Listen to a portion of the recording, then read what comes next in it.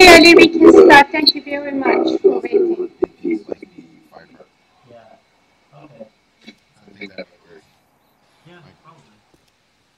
But make sure you get you in Unreal in the Web Alive engine.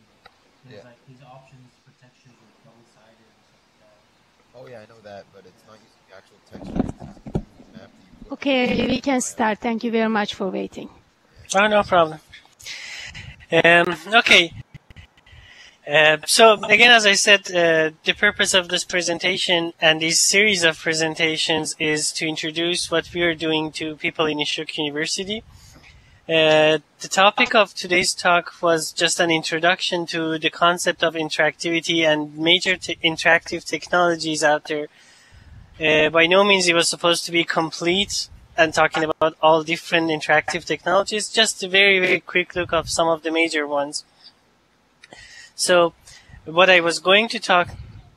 Nukhet, By did you the have a way, question? Ali, yeah, Murat and Lamia just entered the environment.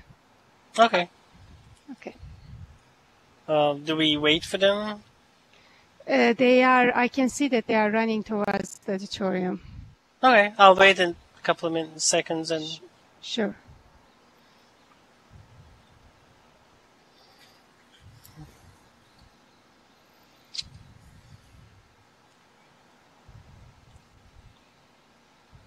Hi, Lamia.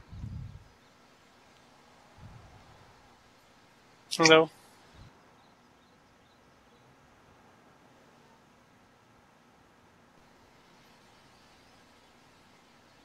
Excellent. Nice. So we are about to start, and Murat is still...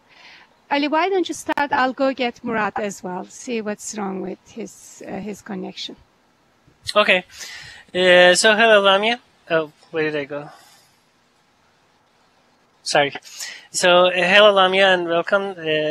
As I was just starting to say, today we were going to just quickly talk about some of the major interactive technologies. And to start with, I always like to start with the basic concept of interactivity itself and what is it that we mean by interactivity. The focus of our projects, our research here is mostly around this concept of interactivity. So it's important to have a clear understanding of what it is first. So there are a whole bunch of different words that people use, sometimes interchangeably, to refer to this concept. For example, immersiveness, responsiveness, participatory, and that sort of thing.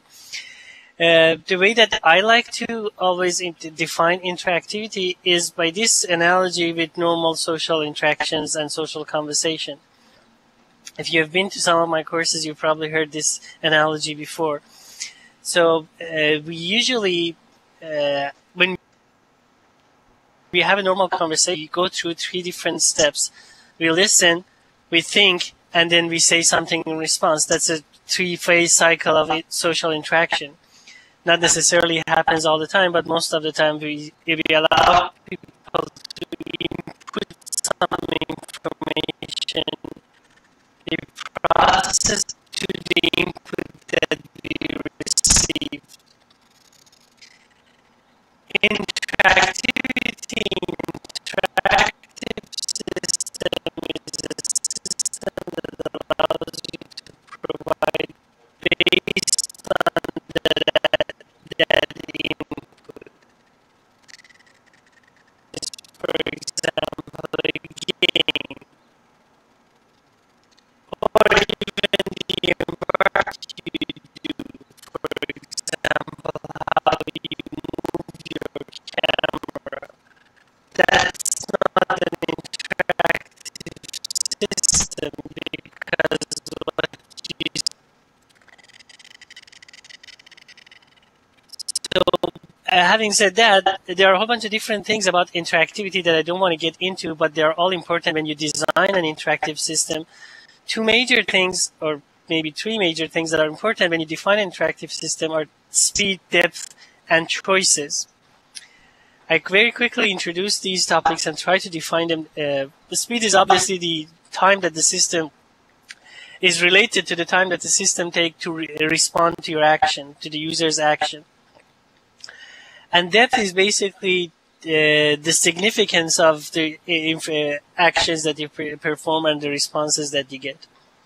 And finally, choice is the matter of how many of these interactive points you have. I try to make this slightly more clear by giving an example of, for example, playing a game. So if you're playing a game which is supposed to be an interactive system, you're supposed to have choices. So you're supposed to be able to go and do things, and the result and the experience that you have will change based on what you did. But if you are a game player, if you have played different games, you know that the reality is that you don't really have a lot of choices. So you enter, your choice is to accept a mission or not accept a mission. If you don't accept the mission, game is over. Then you go and you, for example, see an enemy. Your choice is to fight this enemy, and two things happen. Either you win or you lose. So there is really not a lot of choices. So for example, choice of weapon, you're limited to, for example, 2 weapons that you have. Or if you want to go and talk to someone, you don't have that choice. If you want to go and make peace with your enemy, you don't have that option. So choice, although it's a very important thing, is always limited in all the different interactive systems. And the level of interactivity always depends on these different things. How fast the system responds, how significant is the action that you do, and how many of these choices you actually have. In an ideal system, we'd like to have all possible choices available to us. So for example, if you can imagine that I want to go and talk to some person, you want to be able to go and talk. If you want to be, for example, making peace with your enemy, you should be able to do that. But in reality, the number of actual choices versus the number of possible choices is a trade-off that the game designer or experienced designer has to consider.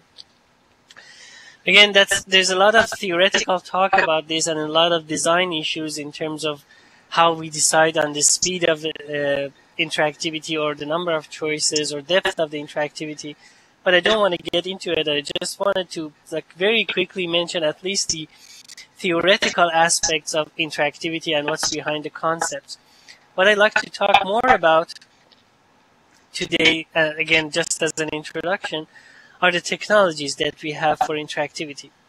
Some of them might sound very familiar to you, for example, keyboard and mouse and display and things like that. But some of them might be a little less and relatively new and state-of-the-art.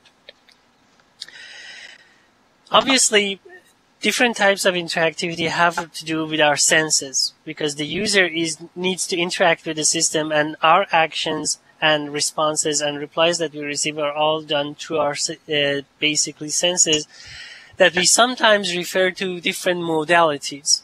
What does that mean? Each modality is basically a way of input or output that uses a different set of our senses, different channels of passing information.